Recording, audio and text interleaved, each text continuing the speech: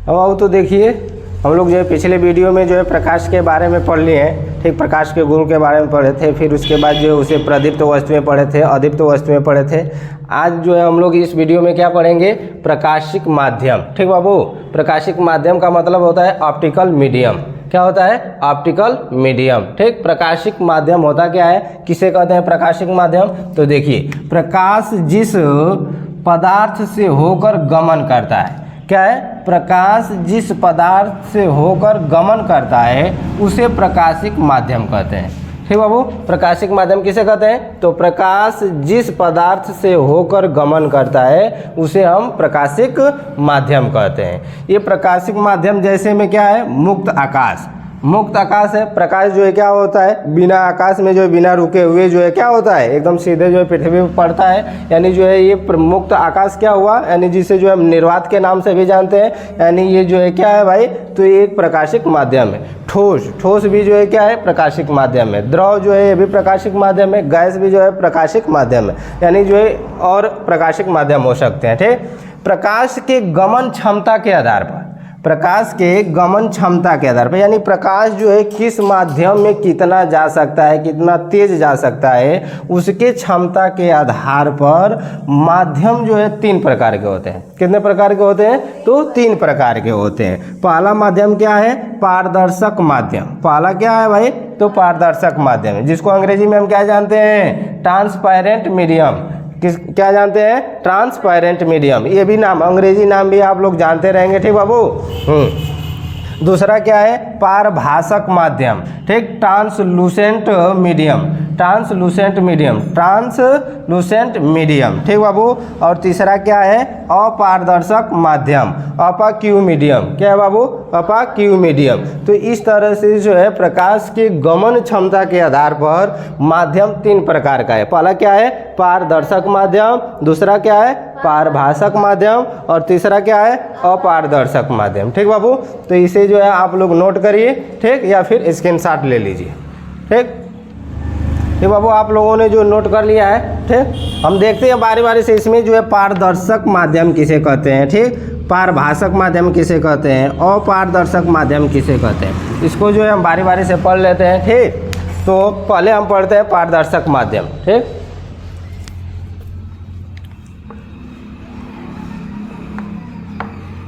सबसे पहले जो है हम लोग पारदर्शक माध्यम के बारे में पढ़ेंगे।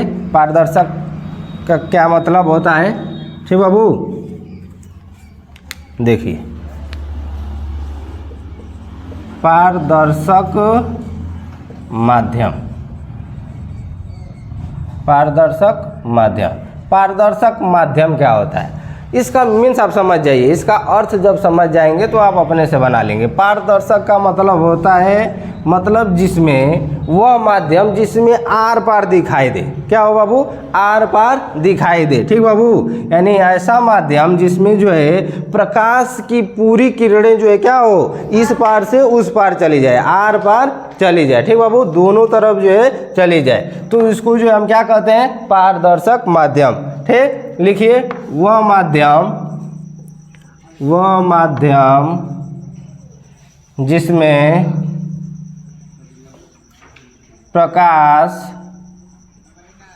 पूर्ण रूप से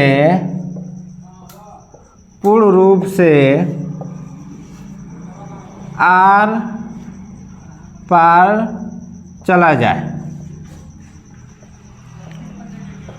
जाए, पारदर्शक माध्यम कहलाता है। पारदर्शक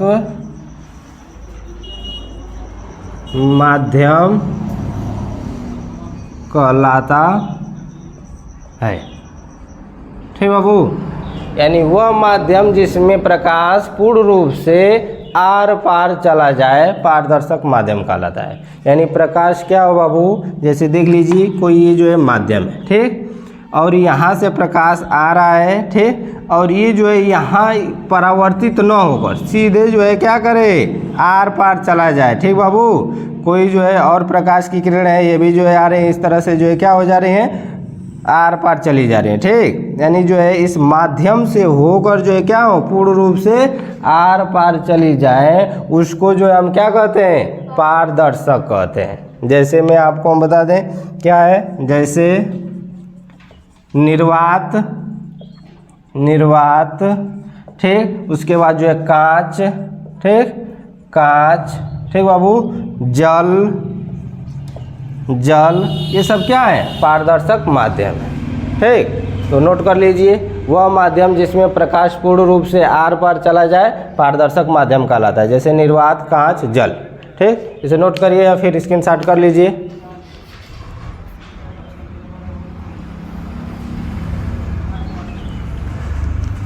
अब अगले टॉपिक पर आते हैं। दूसरा नंबर इसका जो है क्या पढ़ेंगे, नोट कर लिया आप लोगों ने, ठीक। दूसरा पढ़ते हैं। पारदर्शक के बाद क्या था, पारभाषक, ठीक बाबू। पारभाषक के बारे में पढ़ते हैं। पारभाषक, ठीक बाबू। पारभाषक, जैसे पारदर्शक हम पढ़े हैं तो उसमें पूर्ण रूप से प्रकाश क्या हो रहा था, प्रकाश जितना आ रहा था उतना ही जो है वो उसके आर पार चला जा रहा था, गुजर जा रहा था उस माध्यम से होकर, ठीक बाबू। अब पारभाषक में क्या होगा कि प्रकाश जितना आता है तो उसका कुछ भाग ही दूसरे माध्यम में जाता है, ठीक बाबू। कुछ भाग जो है क्या करता है, वापस चला जाता है उसी माध्यम में, जिस माध्यम से आया रहता है उसी माध्यम में जो है पुनः वापस चला जाता है, लेकिन कुछ उसका भाग जो है दूसरे माध्यम में प्रवेश कर जाता है, ठीक। तो इसको कैसे परिभाषित करेंगे, तो वह माध्यम जिससे प्रकाश का आंशिक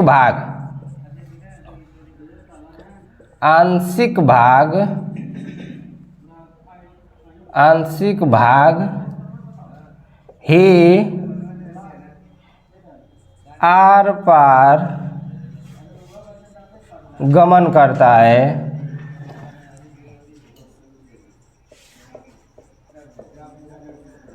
आर पार गमन करता है, पारभाषक माध्यम कहलाता है। पारभाषक,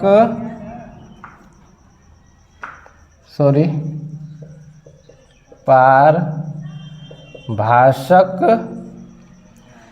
माध्यम कहलाता है, ठीक बाबू। देख लीजिए, वह माध्यम जिससे प्रकाश का आंशिक भाग ही आर पार गमन करता है। आंशिक भाग का मतलब कुछ भाग, ठीक, पूर्ण रूप से नहीं, यानी जितना प्रकाश आया उतना ही जो है प्रकाश दूसरे माध्यम में नहीं जाएगा। देख लीजिए, जैसे मान लेते हैं कि ये कोई माध्यम है और यहाँ से जो है प्रकाश आ रहा है, ठीक, और ये प्रकाश आ रहा है तो ये पूर्ण रूप से दूसरे माध्यम में, यानी इस पहले माध्यम से दूसरे माध्यम में जाना है तो दूसरे माध्यम में प्रकाश का पूरा भाग वो आप नहीं जाता है, क्या करता है, कुछ भाग जाता है, यानी आंशिक रूप से कुछ भागें जो है क्या होता है इसमें आ जाता है, ठीक। और कुछ भाग जो है क्या करता है, पुनः उसी माध्यम में जो है क्या होता है, परावर्तित हो जाता है, ठीक, पुनः उसी माध्यम में परावर्तित हो जाता है। तो उसे हम क्या कहते हैं, पारभाषक माध्यम कहते हैं। जैसे क्या हो जाएगा, जैसे में आप लिख लीजिए, जैसे गंदला जल, ठीक, गंदला जल। गंदला जल का मतलब समझ रहे हैं ना, जैसे जिसको हम लोग सामान्य भाषा में गंदा जल बोल सकते हैं, ठीक, जिसमें जो धूल मिट्टी घुली हो, ठीक, तो गंदा जल हो जाता है, ठीक। तेल लगा हुआ कागज, ठीक बाबू, तेल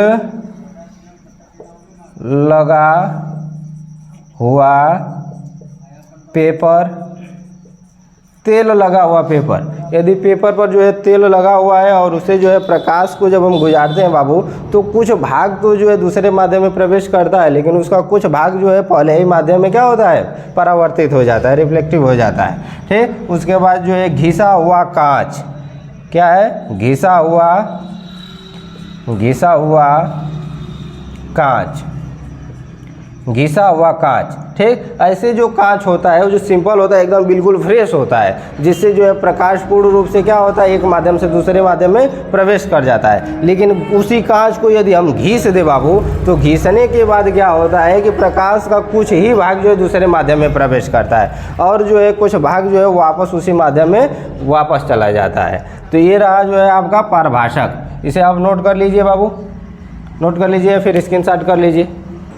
अपारदर्शक, ठीक, अपारदर्शक, ठीक। इसका मतलब समझ लीजिए, अपारदर्शक का मतलब, जैसे मैं आप लोगों को बताया पारदर्शक। पारदर्शक, पारदर्शक का मतलब होता है आर पार क्या होना, गमन करना, आर पार गमन करना, गमन करना। और अपारदर्शक यहाँ पर लिखा है, अ का अर्थ आज जान लीजिए कि अ का अर्थ किससे लिया जाता है, नहीं से लिया जाता है, ठीक बाबू।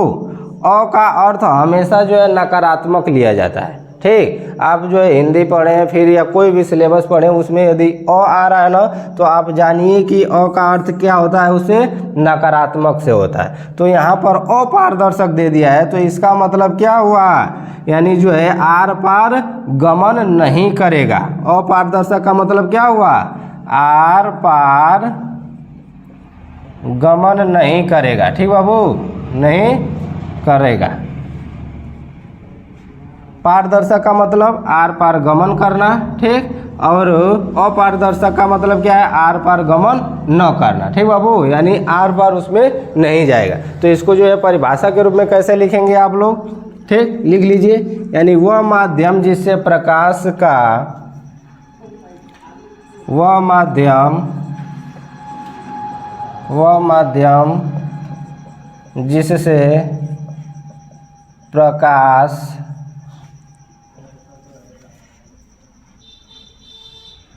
प्रकाश गमन,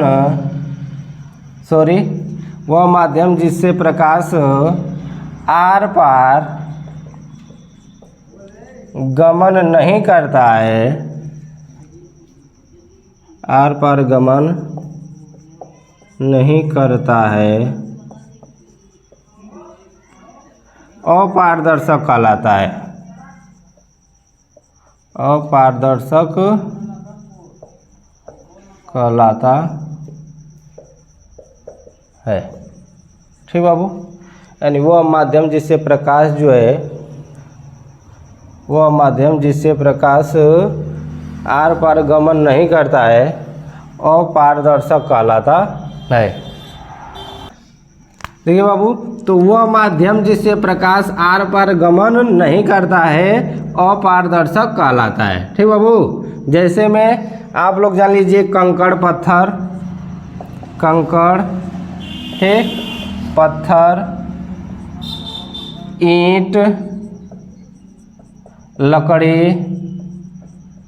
जैसे देख लीजिए यही व्हाइट बोर्ड है, ठीक बाबू, ये व्हाइट बोर्ड है। तो इधर जो है क्या किया जाएगा, प्रकाश इस पर जो है, जब प्रकाश इस पर आएगा तो इसके उस पार नहीं जाकर क्या होगा, इसे जो है वापस चला जाएगा, ठीक। तो ऐसा माध्यम जिससे प्रकाश जो है आर पार गमन न कर पुनः जो उसी माध्यम में पूर्ण रूप से वापस चला जाता है, उसी को हम क्या कहते हैं, अपारदर्शक कहते हैं, ठीक, क्लियर। जैसे में जो इसको आप लिख सकते हैं, लिख लीजिए या फिर स्क्रीनशॉट कर लीजिए।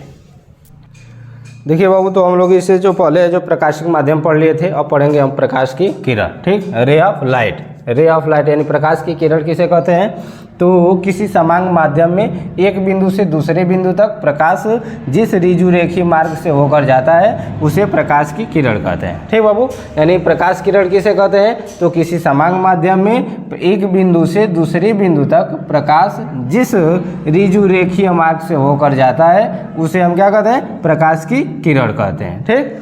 आप लोगों ने जो है देख लीजिए, इसे समझ लीजिए कैसे क्या है। तो जैसे एक माध्यम है, ये समान माध्यम है, और ये जो है यहाँ एक बिंदु है और यहाँ हम दूसरा बिंदु रख लेते हैं, और यहाँ से जो है प्रकाश की किरण जो है क्या होता है, यहाँ पर आता है। तो एक बिंदु से दूसरे बिंदु तक जिस ऋजु रेखी, ये जो है जिस सीधी रेखा में आया, इसी को जो है ऋजु रेखी बोलते हैं। क्या बोलते हैं बाबू, इसी को ऋजु रेखी बोलते हैं, ऋजु रेखीय, रेखीय, ये ऋजु रेखी यानी एक सरल सीधी रेखा में जो है गति करता है। यानी एक माध्यम से दूसरे माध्यम में क्या करता है, जिस ऋजु रेखीय मार्ग से होकर जाता है, उसे जो है हम प्रकाश की किरण कहते हैं, ठीक बाबू।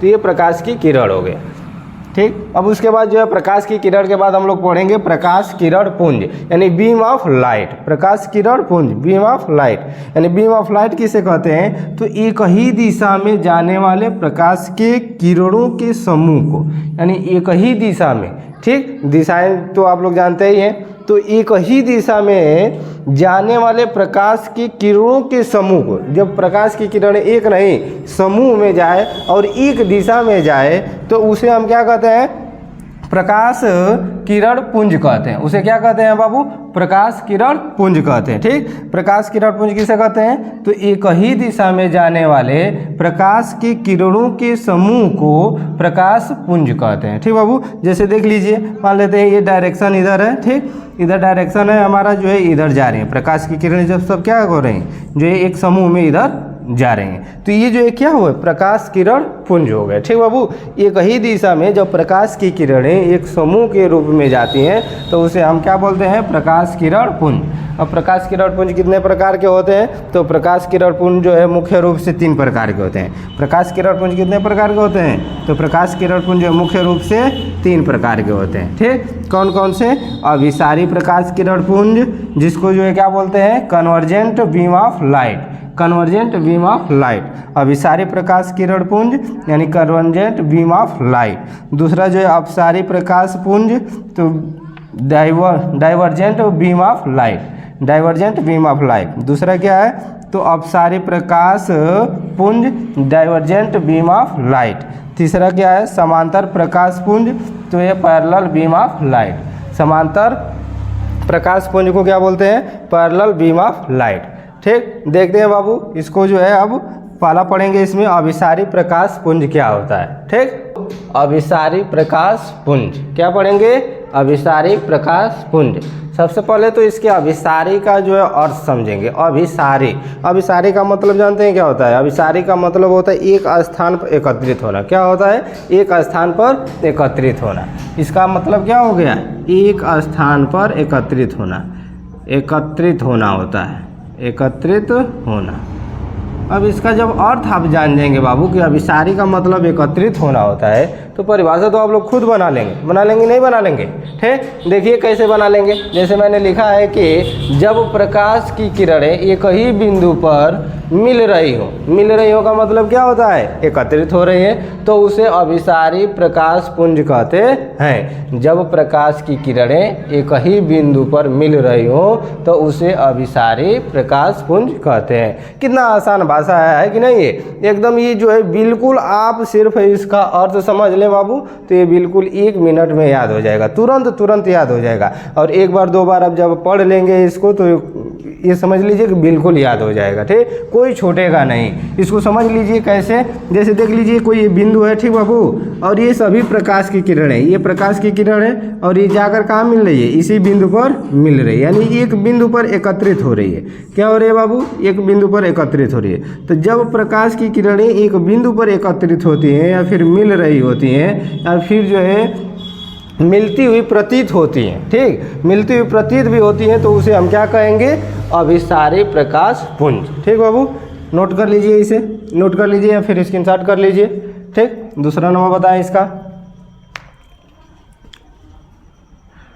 नोट कर लिया आपने। ठीक, तो अब जो है दूसरा क्या था इसका, अभिसारी के बाद जो है हम लोग पढ़े थे अपसारी। क्या पढ़े थे, अपसारी प्रकाश पुंज। अपसारी प्रकाश पुंज आप लोग जो है नोट आप लोग जो है साथ साथ बनाते रहिए, ताकि जो है आप लोग जो है क्या कर सकें, उसे बाद में भी रिवाइज कर सकते हैं। अदरवाइज जो है हमारे वीडियो को जो है आप क्या करते रहेंगे, देखते रहेंगे, 1 बार 2 बार देखते रहेंगे, तो मैं खुद 2 से 3 बार जो है बोलकर आप लोगों को बता दे रहा हूँ, जो जिससे जो है आप तुरंत याद कर लेंगे। ठीक, याद वाद करने में या फिर पढ़ने में तो कोई कठिनाई होगी नहीं। ठीक, जो भी कठिनाई होगी उसे जो है आप थोड़ा कमेंट में जो है क्या करेंगे, बताएंगे हमें कि हाँ क्या है दिक्कत परेशानी, तो उसका जो है फिर से हम लोग सॉल्यूशन करेंगे बाबू। ठीक, देखिए दूसरा जो है हम पढ़ेंगे इसमें अभिसारी प्रकाश पुंज। क्या पढ़ेंगे, अपसारी प्रकाश पुंज, अपसारी प्रकाश पुंज। ठीक, अपसारी प्रकाश पुंज। ठीक, इससे पहले हम लोग पढ़े अभिसारी प्रकाश पुंज। ठीक, और ये हो गया अपसारी प्रकाश पुंज। इससे पहले भी हम अ का अर्थ आप लोगों को बता चुके हैं। अ का अर्थ क्या बताएं, अ का अर्थ नहीं से यानी नकारात्मक से बताएं कि नहीं बताएं। यहाँ पर देखिए अभिसारी का बताएं अर्थ की एकत्रित होना, यहाँ पर अपसारी कह दिया तो मतलब एकत्रित न होना। ठीक बाबू, क्या होना, एकत्रित न होना, एकत्रित न होना, एकत्रित न होना, एकत्रित न होना। एकत्रित न होने का मतलब क्या है? मतलब जो है ये किसी एक बिंदु से क्या होगा, एकत्रित नहीं होगा एक बिंदु पर, एक बिंदु से फैलता हुआ प्रतीत होगा। कैसा होगा? फैलता हुआ प्रतीत होगा। ये एक बिंदु से फैलता हुआ प्रतीत होगा, ये ना कि एक बिंदु पर एकत्रित होते हुए। ठीक, तो इसको जो है इसका परिभाषा आप लोग लिख लेंगे, लिख लीजिए, हम बता दे रहे हैं आपको। ठीक, जैसे जब प्रकाश की किरण, जब प्रकाश की किरणें, जब प्रकाश की किरणें एक बिंदु से, एक बिंदु से फैलती हुई, फैलती हुई प्रतीत होती हैं, उसे अपसारी प्रकाश पुंज कहते हैं। अपसारी प्रकाश पुंज कहते हैं। ठीक बाबू, देखिए जैसे अपसारी प्रकाश पुंज, यानी जब प्रकाश की किरणें एक बिंदु से फैलती हुई प्रतीत होती हैं, उसे अपसारी प्रकाश पुंज कहेंगे। ये जो है किसी एक बिंदु पर एकत्रित नहीं होगा। क्या होगा?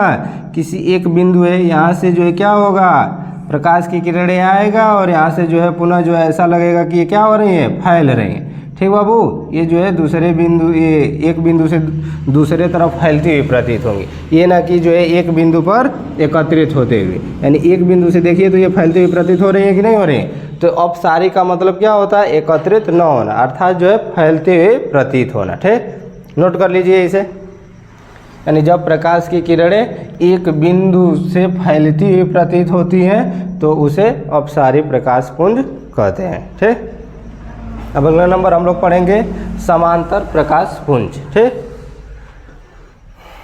इरेज कर दें। ठीक, देखिए अब हम लोग पढ़ेंगे अगला नंबर समांतर प्रकाश पुंज। क्या पढ़ेंगे?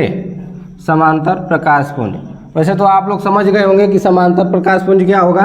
अभिसारी समझ गए, अपसारी समझ गए, तो समांतर तो समझने में कोई दिक्कत नहीं होगी। समांतर का मतलब आप लोग जानते ही होंगे। समांतर का क्या मतलब होता है, कोई बताएगा? तो समांतर का मतलब होता है एक बराबर, जिसके बीच में जो है अंतर क्या हो, समान हो, समांतर कहलाता है। ठीक, देख लीजिए समांतर प्रकाश पुंज, समांतर प्रकाश पुंज। ठीक, समांतर प्रकाश पुंज। समांतर प्रकाश पुंज क्या है? तो जब प्रकाश की किरणें, जब प्रकाश की किरणें एक समांतर चलती हैं, एक समांतर यानी एक समान, एक समान, एक समान, एक समांतर चलती हैं, एक समान चलती हैं, तो उसे समांतर प्रकाश पुंज कहते हैं। समांतर प्रकाश पुंज कहते हैं।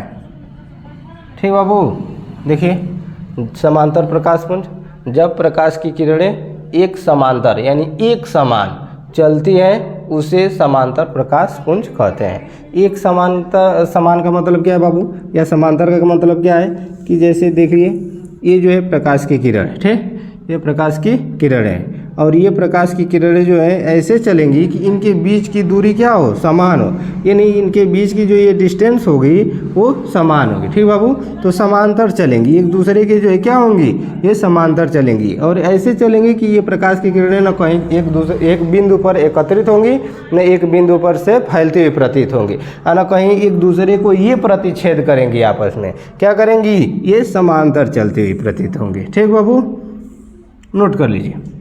यानी जब प्रकाश की किरणें एक समांतर चलती हैं तो उसे समांतर प्रकाशपुंज कहते हैं। ये सारी चीज़ें जो है बेसिक नॉलेज है बाबू, आप लोग जो है बेसिक नॉलेज जानते रहेंगे तो फिर उसके बाद जो है बहुत अच्छे से जो है इसके प्रकाश के परावर्तन अपवर्तन आप लोगों को समझ में आएगा।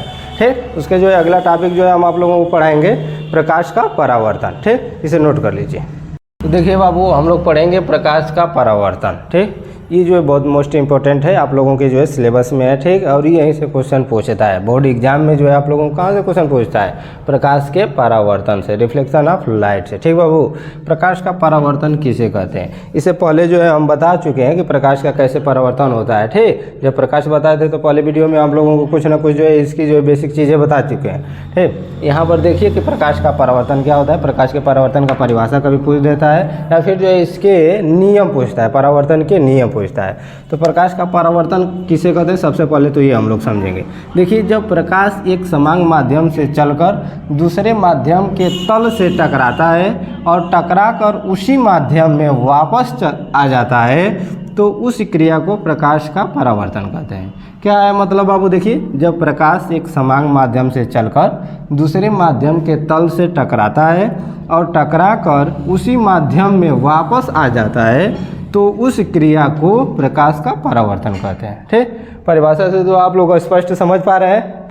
ठीक है, जो परिभाषा से आप समझ आ रहे हैं बहुत अच्छा है। ठीक, यही है, इसको जो है आप लोग याद करेंगे, लेकिन इसको समझ लेंगे। ठीक, जब समझ लेंगे तो याद करने की कोई ज़रूरत नहीं होगी। देखिए बाबू, जैसे ये जो है एक माध्यम है। ठीक, ये जो है क्या है, एक प्रकार का माध्यम है। ये एक माध्यम है। ठीक, और ये दूसरा माध्यम है। ठीक, ये एक माध्यम है, ये दूसरा माध्यम है। क्या कर रहा है, जब प्रकाश एक समान माध्यम से चलकर दूसरे माध्यम के तल से, ठीक, तो ये दूसरा माध्यम है, दूसरा माध्यम का ये क्या है, एक तल है। ये जो तल है दूसरा माध्यम का, ठीक बाबू, इसी को हम क्या कहेंगे, तो इसको हम परावर्तक तल बोलेंगे। क्या बोलेंगे, परावर्तक तल। जानिए क्या कहेंगे, परावर्तक तल बोलेंगे। ठीक बाबू, ये जो है परावर्तक तल है।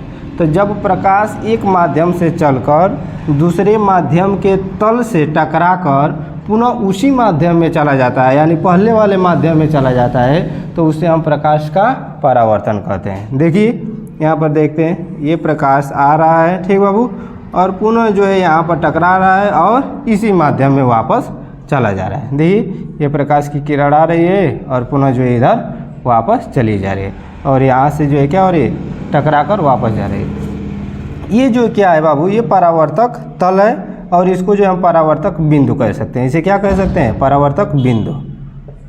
परावर्तक बिंदु, इसको जो है परावर्तक बिंदु कह सकते हैं। ठीक बाबू, तो ये प्रकाश की किरण आता है और इस बिंदु से टकराकर पुनः उसी माध्यम में वापस चला जाता है, तो इसे हम प्रकाश का परावर्तन कहते हैं। ठीक, ये प्रकाश की किरणों को बाबू एक विभाजन करने के लिए, ठीक, एक जो है काल्पनिक रेखा हम इसे जो है खींच लेते हैं। इन आपतित किरण और परावर्तित किरण के बीच में, ठीक, एक काल्पनिक रेखा खींचते हैं। जब ये प्रकाश की किरण इधर आती है तो इसे किस नाम से जानते हैं, देखिए, इसको जो है आपतित किरण के नाम से जानते हैं। क्या जानते हैं, आपतित किरण।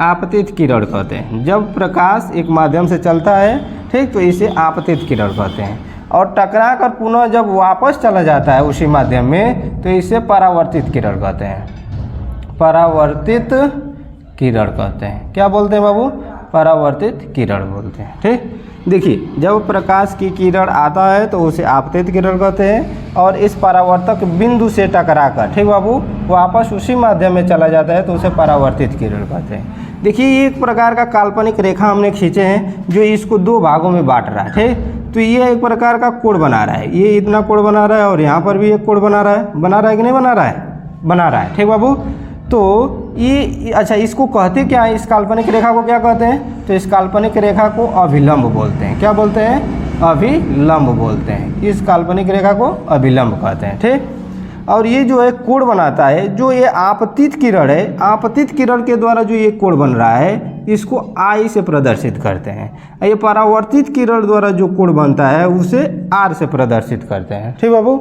और यहीं पर से जो है, यहीं से प्रकाश के दो नियम आते हैं। ठीक, प्रकाश के कितने नियम हैं, देख ठीक है, आप लोगों को हम बता दें प्रकाश के 2 नियम हैं। प्रकाश के कितने नियम? 2 नियम। आपसे प्रश्न पूछेगा प्रकाश के कितने नियम हैं और कौन कौन से हैं, तो आप लोग बताइएगा। क्या बताएंगे? प्रकाश के 2 नियम है, मैं बता रहा हूँ कौन कौन से नियम है। ठीक बाबू, इतना जो है आप लोग नोट कर लीजिए। ठीक फिगर को बनाइए फिर स्क्रीनशॉट कर लीजिए। देखो बाबू, तो इसे नोट कर लिए आप लोगों ने। ठीक, देखिए अब इसके जो है प्रकाश के परावर्तन के नियम हम आपको बता दे रहे हैं। देखिए क्या है प्रकाश के परावर्तन के नियम। तो प्रकाश के परावर्तन के 2 नियम होते हैं। प्रकाश के परावर्तन के कितने नियम होते हैं? 2 नियम है।